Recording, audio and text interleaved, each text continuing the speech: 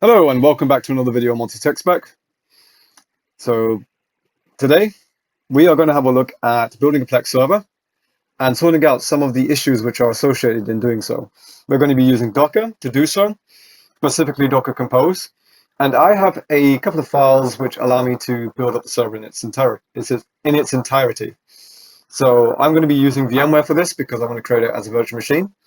And I've done some VMware tutorials before on how to do this, but feel free to use different types of virtualization software. So for example, you can use, I'm trying to remember which ones. It's been a late night, so forgive me.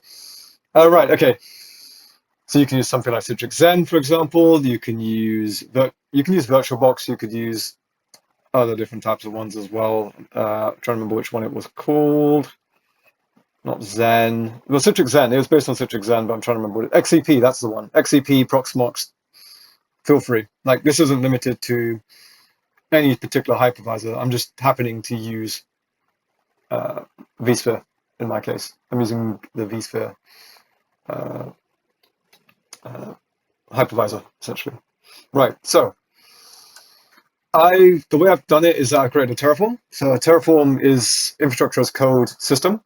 And what it does is that it allows you to provision up different types of infrastructure. It's cloud. You can use it for cloud. You can use it for on-premises. You can use it for many different types of things. Lambda, for example, you can use it for, like I say, many different types of things in terms of provisioning. But the sole purpose of it is that it's infrastructure as code. So what that enables us to do is provision things like virtual machines. I can provision in Linux. I can provision in Windows as well. And I'm doing this specifically in Linux. So in other words, I'm using Ubuntu to create the Plex server because I don't want it in Windows and I don't really need it in Windows, because if I do it in Windows on a virtual machine, then unless it's headerless, which means that it doesn't have a GUI, then it's not worth it. But in Linux, it doesn't have a GUI because I'm using the server edition. So, bit of context, I'm using the server edition. I'm using an Epic processor, so it's 64 cores at my disposal. Why am I doing that? Because I don't have hardware transcoding for Plex, because I don't have a Plex pass at this moment in time. Still, all good. You can still add, if you want to, there is a parameter within the Docker Compose file from Linux. I think it's called Linux serve. I'll find out what it's called. And then in that Docker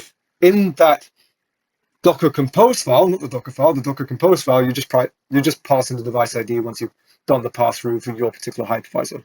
So not too difficult, pretty straightforward. So bit of context here, the IP address that we're using is 1331, which is on my network, this on my local network. I'm using a /24 CIDR, and my domain is vintagejournals.com on Plex. My DNS servers are listed as Cloudflare and Google, as well as my own DNS server from my ISP. I don't use Pi-hole or anything like that, but I suppose you could do in this case. I have a template which is here as well, and that's in my vSphere. So I'm just going to log into that and show you what that's about. We'll come on to that later. This is important. Right, so let me just log in.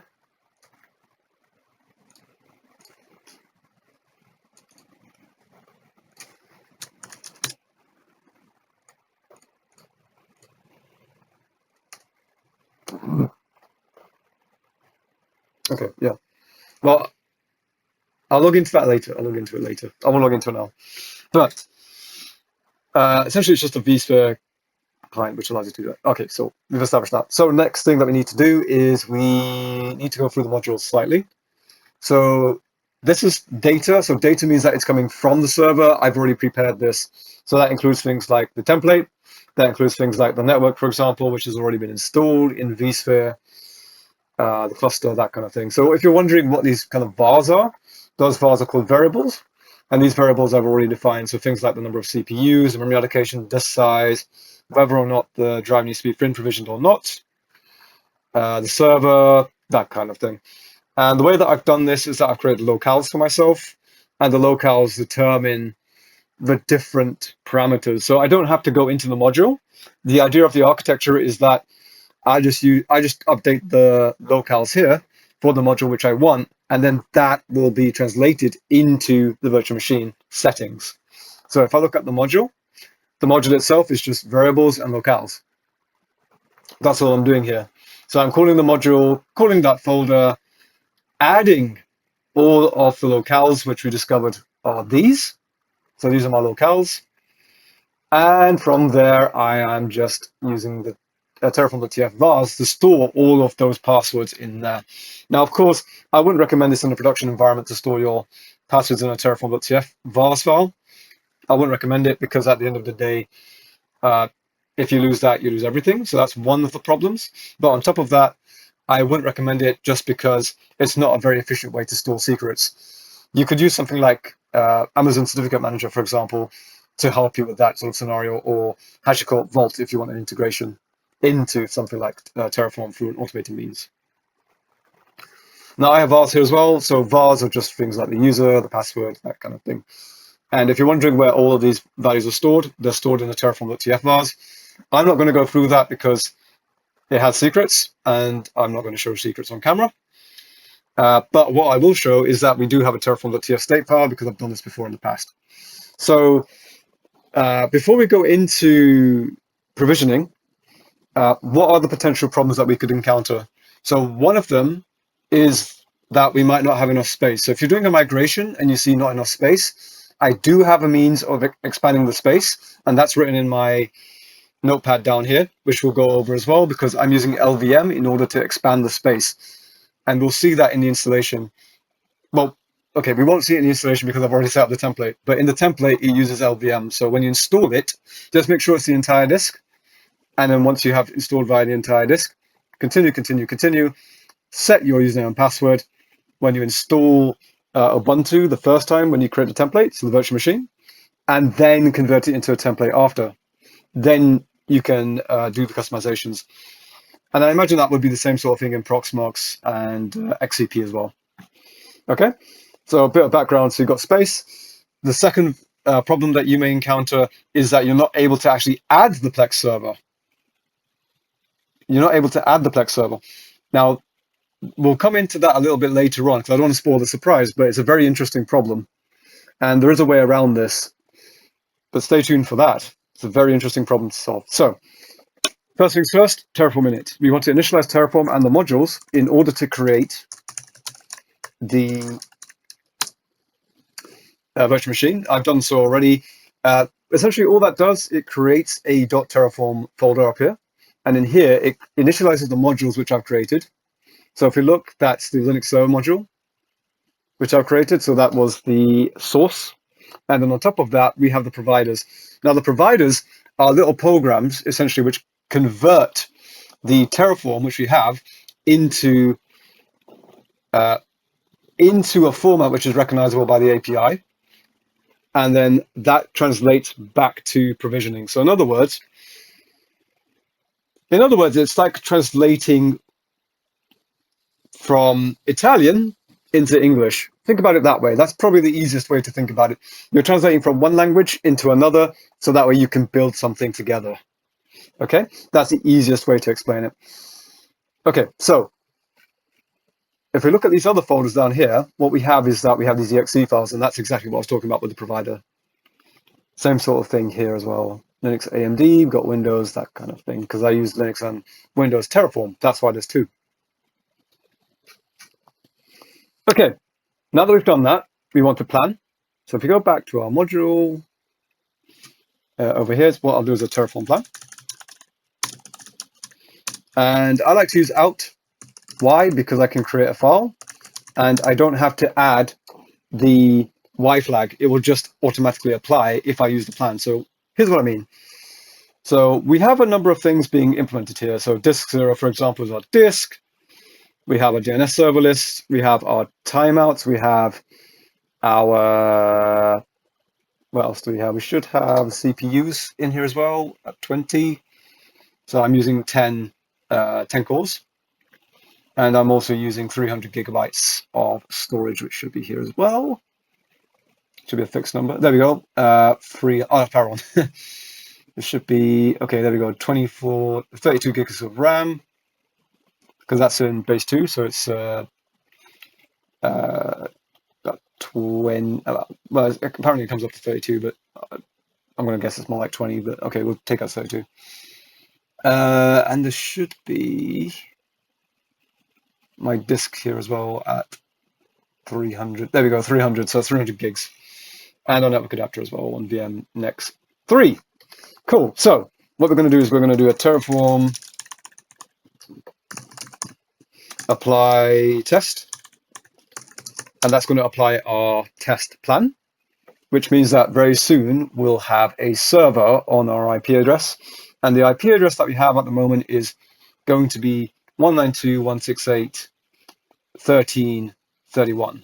How do I know that? Well, I should have put it in the locales and I didn't, but I believe I put it in main.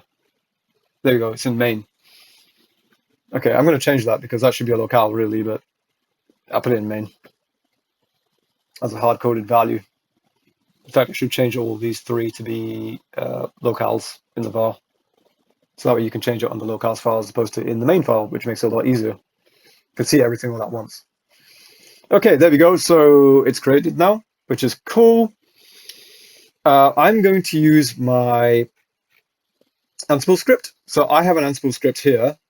And what this does is that this adds things like Docker. It adds things like tree command. It adds things like NFS common.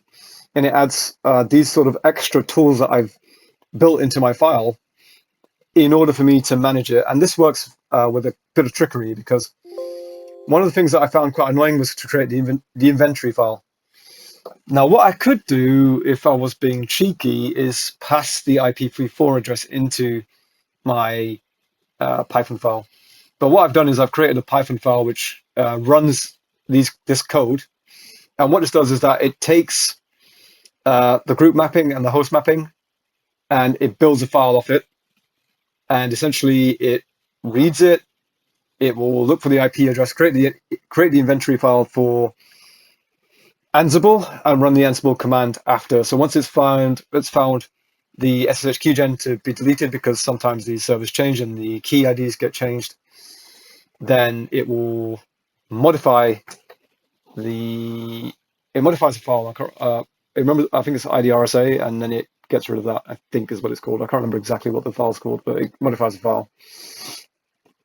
And then from there, it runs the playbook with the inventory file as my user and my become password. So whichever user that I put in, it will become. And that's all written in my replacements.yaml. So if I go to replacements, I have my keys here, my root password, all of that kind of good stuff. And I just put my IP address there because I've done it before. It'll run that and it will provision all that good stuff. And the way that that works is that there's a main.yaml file, and then this does things like partitioning, that kind of thing. But I haven't fixed the partitioning portion yet. I need to add it back. I need to add it in because it's actually wrong. But firewall we don't actually need for this. That's just installing UFW. Like if you're using external servers, then that's a great module. But at the moment, I don't use external servers for this because it's internal. So all we need is SSH hardening and Docker install. That's all we need for this one. And the way that that works is that there's a bootstrap, and this bootstrap will create the necessary Python requirements for a virtual environment, and then it will run. So what I'm going to do is I'm going to go to this folder, which is Ansible scripts. In my case, it's day 0 because this is my repository, and just run the bootstrap. And it didn't work because I'm on Windows, but I will use Linux. There we go, and we'll use Bootstrap because this is on WSL.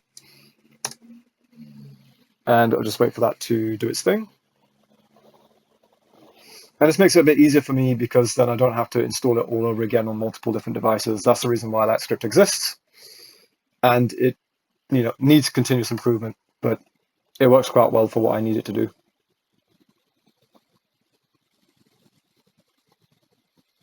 Just give that a few minutes.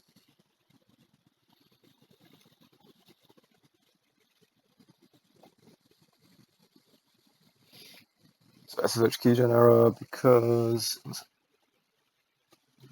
yeah, that should still be fine. Okay, typed in my become password, which is my root password.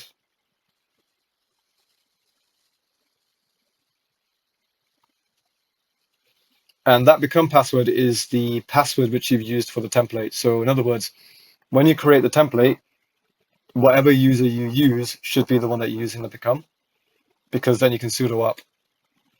And in my case, I have a second user called provision, and that user can be used for provisioning. I rarely use it though, but it's there just in case. And this will install Docker, do updates, all that kind of thing. So as soon as I enter the environment, it's all done. Now, of course, there are different tools that you could use. I believe one of them is called Vagrant. You can use Vagrant with another tool, which I forget. Let me check what it's called. It's part of the HashiCorp suite.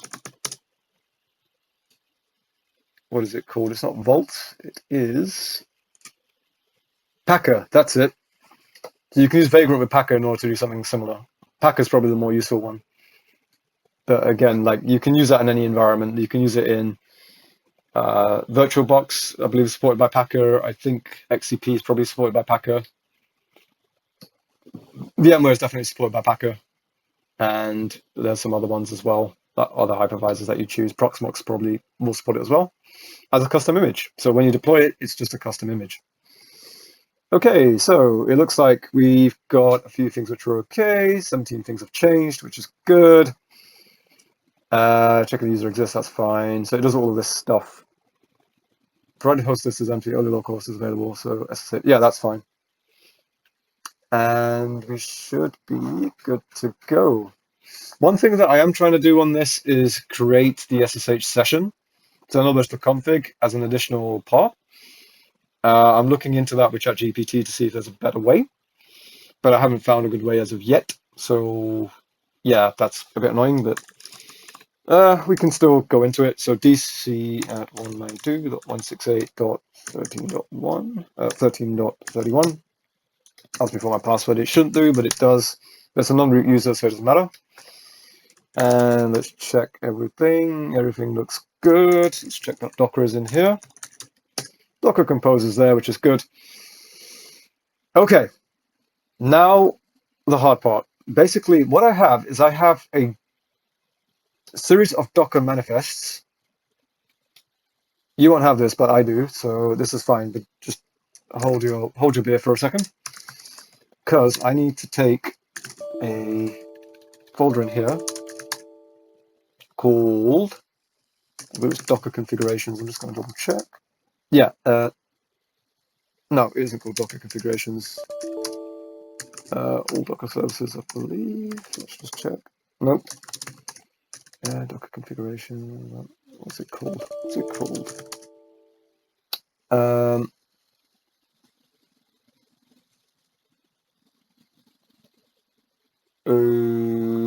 it is called Docker configuration. Sorry.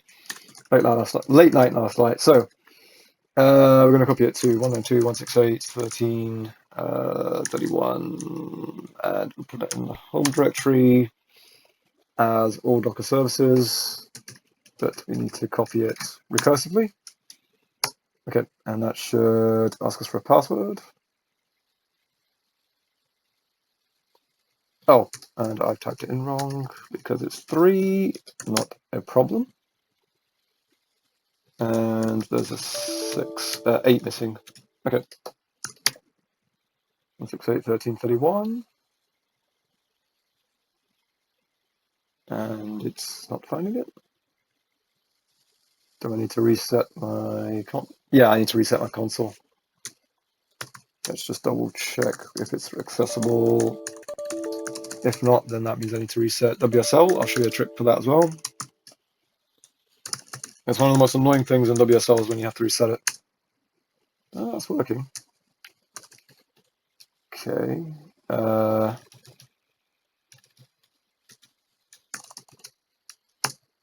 There we go. Docker compose YAML, which is wrong. Why does it say that? because that is the wrong file. Okay. Dear. Right, okay. No problem, no problem, no problem. We got this, we got this, we got this. Okay, cool. So that goes there, and then that goes there. Right, finally. Okay, that's better. Okay, so this is going to copy a lot of things over. So this is copying my Nginx server, my Plex server, my Jacket server, my everything server. Okay. So this had an old configuration, but I'm going to wipe it from the library. I'm going to re-add the library, and then I'm going to open up something, so that way it adds the Plex server. So what I did was I got rid of my old server. I'll show you how to do that, actually. I'll show you how to do that. Because this might actually see my old server. Because Plex has a nasty habit of recovering old data from nowhere. And I don't exactly know how it does that, because I just put my email address in and then it just recovers it. But the library isn't there, like it's a whole new installation. Like, where's it getting the data from? And that annoyed me, because I tried that up till about 1 o'clock last night. And I tried to make a video about recovering space on the drive, which was really, really annoying. So what I did was I decided to make the video today, because I've solved some of the problems that I had, which is good, right? You know, so then I can help you guys out better than me saying, right, okay, I'm going to do it on the fly. Well, that doesn't always work, and it doesn't always fit the situation. So I'm just going to do this part. Feel free to skip this part. You don't have to watch this. This is just transferring of data. And then we'll get on to the problem-solving parts in a second. But first, I need to transfer all the Docker. I need to transfer my Docker installation and my NFS installation. So that's what I'm going to do. I'm going to transfer both of that over and the NFS tab stuff, so that way it gives me a better idea. I do have a mount script, but I need to change it slightly because it doesn't work. It's Python based, and I've got multiple mounts. I'd rather it was in Ansible, but that's a later thing. And then maybe make a Jenkins pipeline. So the idea is that I make a Jenkins pipeline later, which I can just click a button and all of this gets done. I don't have to, like, all I have to do is just enter in the passwords and it's done. I don't have to do any of this kind of provisioning stuff because it's just a waste of time. Well, I see it as a waste of time. I know the systems administrators will say, oh, it's great fun. No, just one click and you're done. That's how you want it. Simple, straightforward. Yeah. Okay, where was I? I was looking at something. What was I looking at? Oh, right, yeah. So I use ChatGPT to create the mount, but the fstab mount script, which will create it for me as well. So I'm gonna wait for this to finish and then use that. Maybe I can activate a second session while I'm here. Yeah, maybe. And one other thing is that my script should create the SSH keys for the system. So I need to check that that exists. And there should be a Plex media, Plex Docker.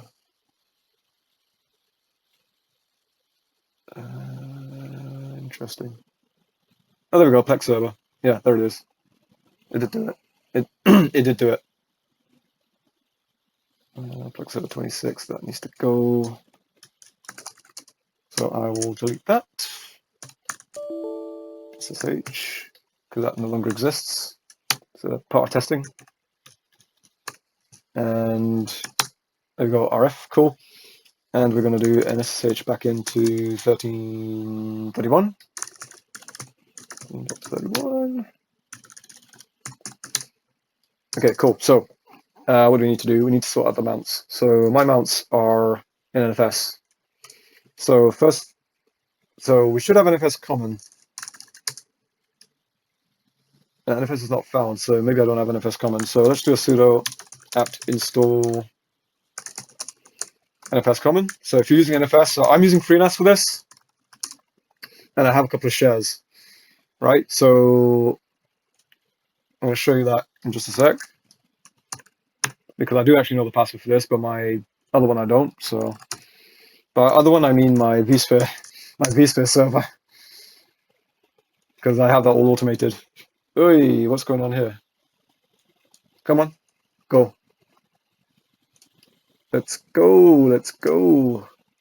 Okay, come on. There we go. So if I go sharing and then go to NFS, and these are my different mounts that I have. So I've got one for transmission, I've got one for download content, all that kind of stuff, right? So if you want to see things, then we do that kind of thing. So this is what I'm going to do. I need to take these mounts, which are up here. I don't need that one because that one I can't do anything with. So I need this one. And I'm going to turn that into my TV and my movie share, because they're basically on the same disk. So in order to do that, I need to use NFS Common. So the first thing is to do is install NFS Common. Already installed, great. And we need to create the mount script, which is mount.py. And I'm going to do a set paste and copy in my script from ChatGPT. And if you're wondering what it looks like, that's what it looks like. So this is what it looks like essentially. It just creates the NFS tab. You just run it as sudo, creates the NFS tab, and you don't have to worry about it, which is great. Because then you don't have to worry about the format. All it does is does defaults. Like if you've got extra stuff that you want to add, feel free. But for me, this is good enough. 13.2, and then my export mounts are essentially what is here. So the export path is this. Oh, sorry, no, it's this. And I'm going to put that over here. And NFS mount, I need to check, but I wonder if the transfer is complete. Okay, this can go. We don't need that. Is that done? Let's see. It is still going. Okay. All right. Let's have a look. Wonder if I could Docker configuration. That's nice. All Docker. Okay, that's the wrong one. Let's get rid of that. CD Docker configuration. Oh, better yet, ls. Okay, and all Docker configurations, and then via the Docker config. And if I go to Plex, radar, blah, blah, blah, blah, blah, sonar, blah, blah, blah. So we have Plex TV shows and Plex movies. Those are the two that we're interested in. So these are the local mounts. So in other words, this is what's on the computer in order to access the mounts which are on the NAS. So what I mean by that is, think of it like a bridge. What we're doing is we're creating a bridge between our NAS, which is our network attached storage, and our computer to say that we want to get information from. And then by what we're doing is we're saying that there's a folder which is connecting the two. Okay, that's the easiest way to think about it. Okay, cool. So we have that. Let's go back to our mount script and let's put that in here. Okay, cool. Let's get rid of trailing slash, right quit, sudo python 3 mount. Okay, cool. And we should have that as the FS tab. And do we even need another mount? Let me think. Yes, we do, because it's written in, okay, it's written inside of the Plex. It is, yeah, okay, so it's written as the same thing, which is Plex, but we don't really need it, to be honest. Can just get away with one. But because it's mounted, it needs to be in there. So I'm gonna take this.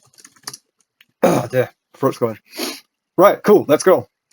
And we go down here and we're going to check out this. I'm going to put that in there, right quit, same thing again, and we don't have any errors, which is great. So sudo vi/etc fs tab, and we have our two mounts right there. And if you want to check that they work, all we have to do is do an ls down here, and this will automatically do the mount -a command. Bada bing, bada boom. Done, man. It's done. Right, so next thing that we need to do is go to we go to bada bing, bada boom, innit? Okay, I'm joking, but yeah. Let's go to Docker configuration. All Docker services, ls-l. Make sure that stuff is in there. It is. Docker compose. Looks good. And we are going to do a Docker compose. Oh, before we do that, I just remembered. Remember that space issue that I was talking about? See how I've only got 3.6 gigs here? Watch this, right? Now, remember when I provisioned the machine, I had 300 gigabytes of data for this machine to use? Where did it go? Right? We had 300. Why is it only showing 11? Right, the reason why it shows 11 gigabytes is because the template that I used for provisioning only had 25 gigs. That 25 gigs was split up into multiple sections in order to allow the operating system to boot. So, you have the operating system, you have the boot, you have EFI, you have all of these other sections which are needed in order to allow the operating system to function. Yeah, so that's the updates, that kind of thing. But the root partition is only 6 gigs. When we do the transcoding for Plex and that kind of thing, it's going to go into the config folder in the Docker container. So what that means is that we need space in order for that config, the thumbnails, the transcoding, all of that gumph, so that it has enough space to do it all. With 6 gigs, that's not enough. That's laughable. Right. So what do we do in order to help us to get 300 gigs? The first thing is to check whether or not we have 300 gigs. So sudo fdisk -l. Listing out here. Okay. And we already have a couple of mismatches, which is fine. It will be corrected on the next write. We don't care. I don't care about the loopback. The loopback's fine. What I care about is SDA and SDA3. Why SDA3? Because SDA3 is closer to where the root is. It's the biggest drive that I have on the system, so I know the root is going to be on SDA3. Yeah. In fact, you can use parted command for this to help you. So parted -l. This is the new way. fdisk is the old way. And make sure you run a sudo. Okay, so here we go. So we have SDA as 322 gig disk. We have 3 partitions. Same SDA 1, 2, 3. ext4, FAT32, and we don't have a file system because it's an LVM2 member. That's why. But it's fine. We can expand it because we know roughly where it is. We're going to run an lsblk.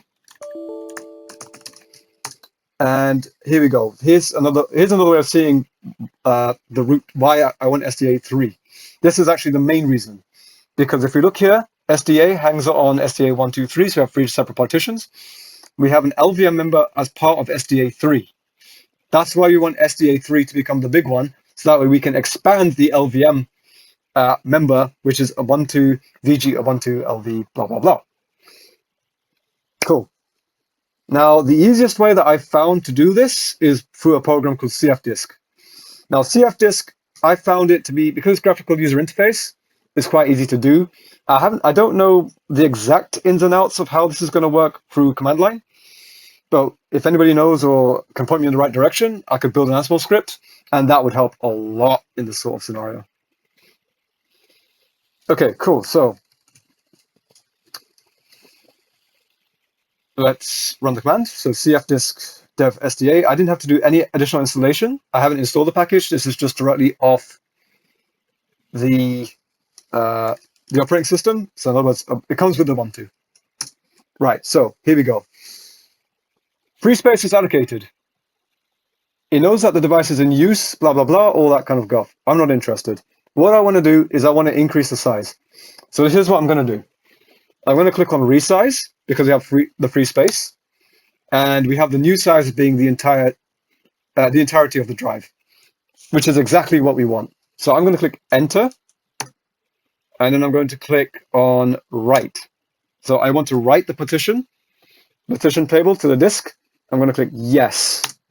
Okay, partition table has been altered. Now I'm going to quit. Now, what happens? Well, let's do an lsblk again and see. So SCA3 is reporting 296 gigabytes. Great, but that doesn't affect our LVM member. So what we need to do is we need to resize the persistent volume. Okay, so PVS, which means persistent volume, it gives us persistent volume details. That was very similar to PV display. But here we go. So we know that the physical volume at the moment is on SDA3, currently reads 21.95. Okay, of the physical size. The free disk is saying is 10.97. If we resize the disk, we can take advantage of that 296 gigs. And here's how we do it. We'll do a PV resize, SDA3.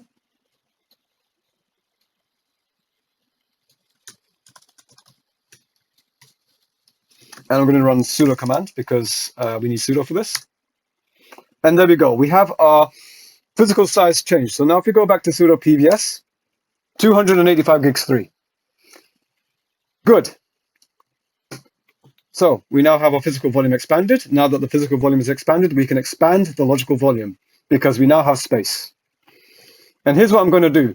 I'm going to use the entire space. And how do I know it's dev mapper lg vg blah blah blah? So how do we know that? How do we know it's dev mapper? So look here, look, disk, dev, mapper. So all we need to do in parted -L is copy this. Bada bing, bada boom, easy, right? 11.8, no problems. So all we need to do now is run this command. This is lvextend. We're going to extend the logical volume, but first let's check what it is. So let's do a sudo lv display. I believe it's the command. Sudo lv display.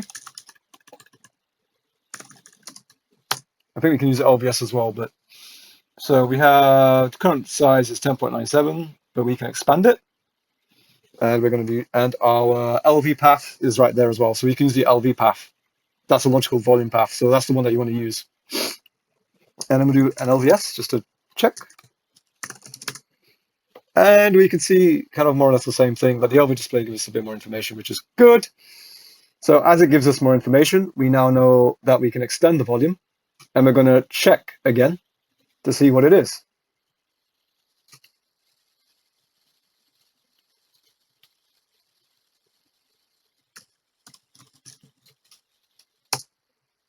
And I need to run as root.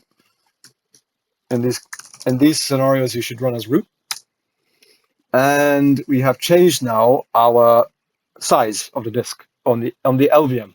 So that's the logical volume. Okay, LVM is logical volume. So now let's check our logical volume. We'll do an LVS.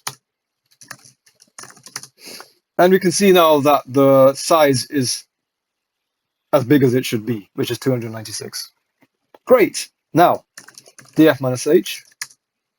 Well, why is our root partition still only 11 gigs? Because we need to resize the disk. Okay. This logical volume, even though we said is bigger, right? Okay, think about it this way. What's the best way to think about it? I'm just trying to think. I'll think about it as like a syringe, right? I don't have a syringe, but if you think about a syringe, right? You can push the air in and you can push the air out, right? So if we have a certain amount of space, the syringe is kind of here, yeah? So it's got this much space inside the gas, right? If you pull it out, you see how it gets larger? Like that? And there's more space. What we've done is we've said, right, there's air on this side of the syringe and there's air on this side of the syringe, right? So the syringe is actually bigger. So, okay, think about it this way. The syringe has gotten bigger, but where the actual plunger is still in the same place. We haven't told the plunger to move yet. And that's exactly what we're doing here. We're telling the plunger to move so that way we can take advantage of that space. Yeah? That's what we're doing here. And the way to do that is to resize the disk so that way we can take advantage of that extra space, because we haven't told the disk that it's that big. So next thing that we need to do is to use resize 2fs and resize that logical volume. And that's going to change the root partition. Full warning, back up any data that you have before doing this. In my case, it's a test machine, so I don't care. This can be destroyed as many times as I want. I can repair it as many times as I want. The risk to me is minimal. In a production environment, if you're doing LVM stuff, make sure you have a backup. Please make sure you have a backup before resizing your disk, unless you've got automated processes. Okay, word of warning, I'm not accepting responsibility for data loss. I'm just telling you how to do the procedure so that way you are able to do things. In this case, because I have an NFS share for all of my Plex stuff, so in other words, all of the content for Plex, I'm not worried about this because it's not affecting that side, it's affecting the system in its entirety. So, first things first. Let's do that sudo. Let's get that space in. df-h. There we go.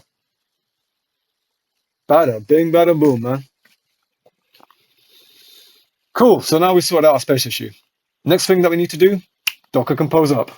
So let's go to our Docker compose YAML file. Let's go to our Plex configuration. How does it look? And why do I have so many services on the same Docker file? Very, very good question. So the reason why is because I have an Nginx reverse proxy. That Nginx reverse proxy, I use as an upstream towards other services. So if I want to access transmission, if I want to access some other services on my network, which are hosted, I can do so through the reverse proxy and use that as like a dashie. So in other words, that's my dashboard to other applications. So that way I just have to write in /sonar, /radar, /plex, /blah. Yeah, that's the reason for that. And if they're on the same network, they can communicate. Each Docker container can communicate with each other through DNS. I don't have to write the IP addresses. I don't have to write all of that stuff. It's just a direct connection, which is what I want, essentially, for an upstream server. So let's right click out of that. And I'm going to do a sudo docker compose up -d. Now, if anybody's wondering why is Docker and Docker compose two separate words, the version of Docker compose which I have supports this feature. If it doesn't work for you, that's because Docker and compose are hyphenated. So it's docker-compose. In other words, you could write that. That's probably what you need to write in order for it to work. In my case, I don't need to because my version supports this level. Okay, so I'm going to do that. Let it download. This could take a while.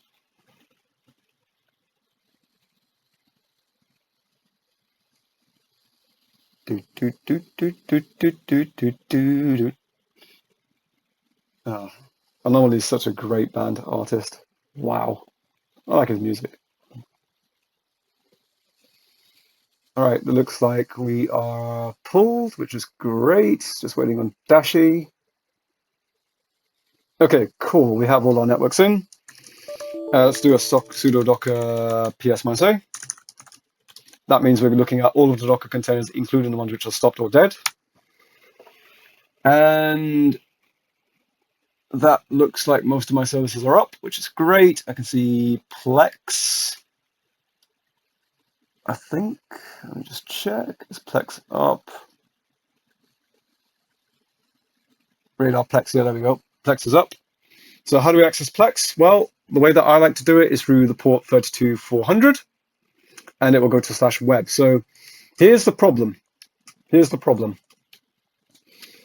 Watch this. So if I go to my server, which is on 192.168.13.31, all right, and I type in 32400, it'll ask me to claim the server, but I've logged in already, so it's not. Okay. Now, it doesn't show the Plex server here, right? So it says Plex, but I don't have any way to add the Plex server. And this got me very, very annoyed yesterday. Very, very annoyed. So what I did was I went here, and exactly like it says here, this had my old server settings, and I just removed the server. I just could not be bothered with the annoying database. So I removed the server. Right, now it says your media, but it says get Plex pass. Excuse me? This is like my own server. What do you mean get a Plex pass? So here's what we're going to do. We're going to create a tunnel towards the server and access it through localhost. Why? Because this seems to be the way that you add the server back in for whatever reason. On Linux, that's how you do it. So bear witness. Here's what I'm going to do. I'm going to go and find my command in just a sec. Where's my command? Okay, bear witness for a second. So I am going to find my command. Let's see if I've got it here. It should be an SSH command. Let me check my history. History. There should be a command which does the reverse proxy.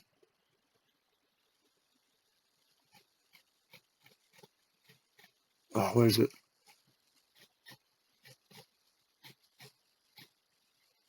Okay, 1 second.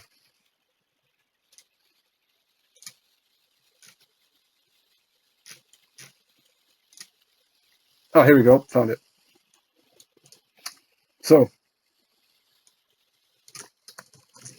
here's my command. Okay. So it says SSH user blah blah blah blah blah. Okay. Now in my case, this is DC 192.168.13.31. Okay. Now L is a local binding to port 888 on this system to localhost to 32400. It says 4240, but it should be 32400 on the host, which is 1331.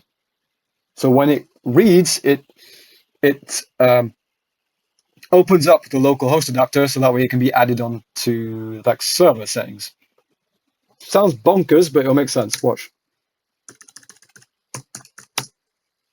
Okay. Now, usually you won't get this thing, but it's fine. It's just my own server.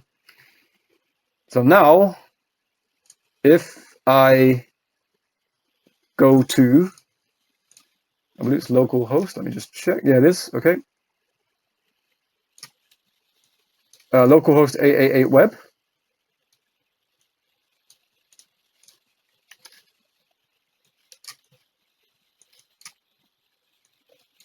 Okay, so I'll go to localhost, and it's 8888. Okay, that's some of it, but we want /web. There we go. So I'm back to my Plex server.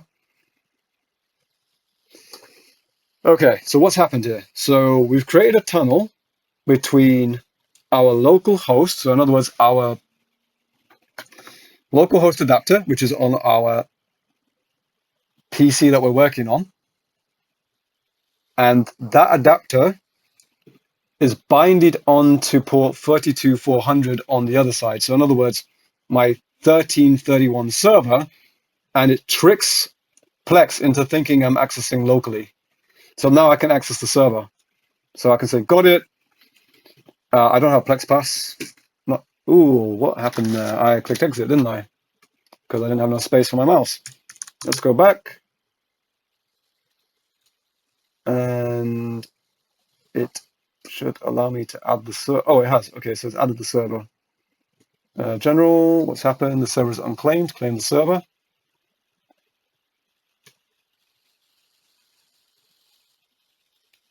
Should take a minute.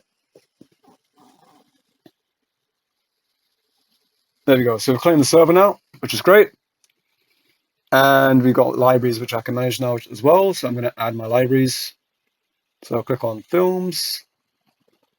And this is my Plex folder. So TV, movies. I believe it's TV, movies. There we go, movies.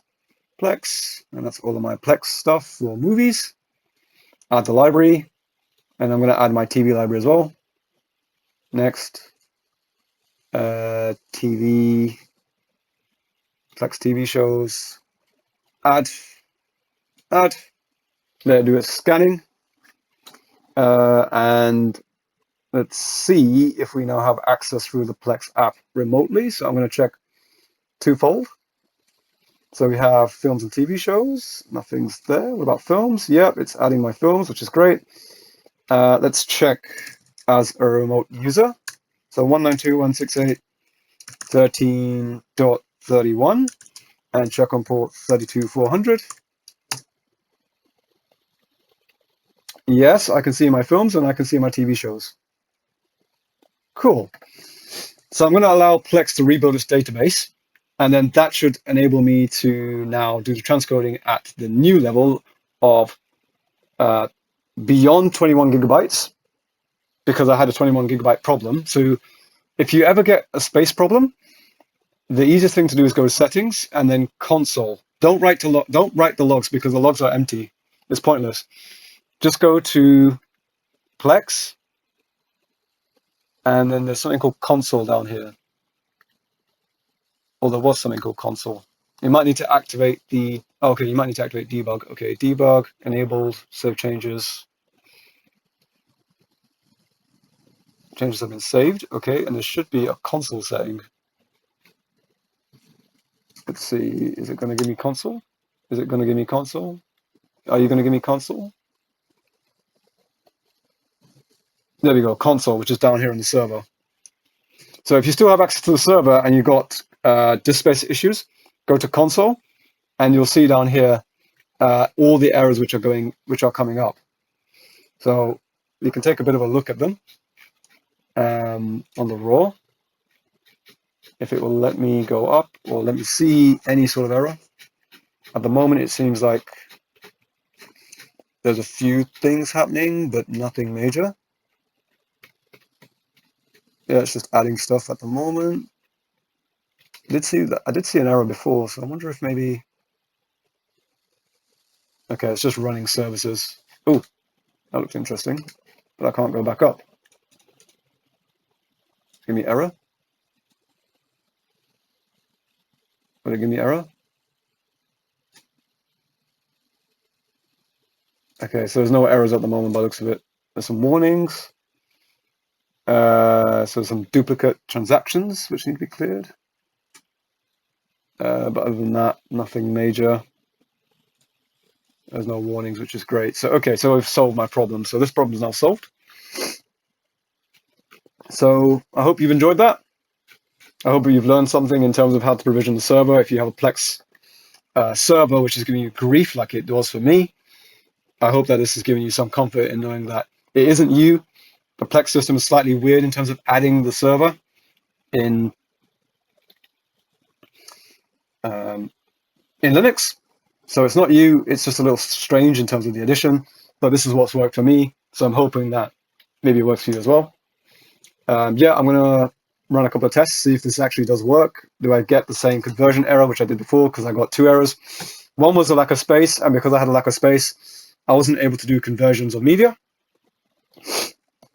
And then the other one is, well, does it convert media? Do I still get the Plex codec issue as well? That's another one which comes up. But I think that's because I didn't have any space left on the disk, so I had the codec issue as well. Remote access should be disabled, and it is. Good. Cool. So that looks good. Yeah. Cool. I think that's looking good. All right. Cool. Thanks for seeing this video. I hope you've enjoyed it. I hope you've learned something. And yeah, I'll see you guys soon. Oh.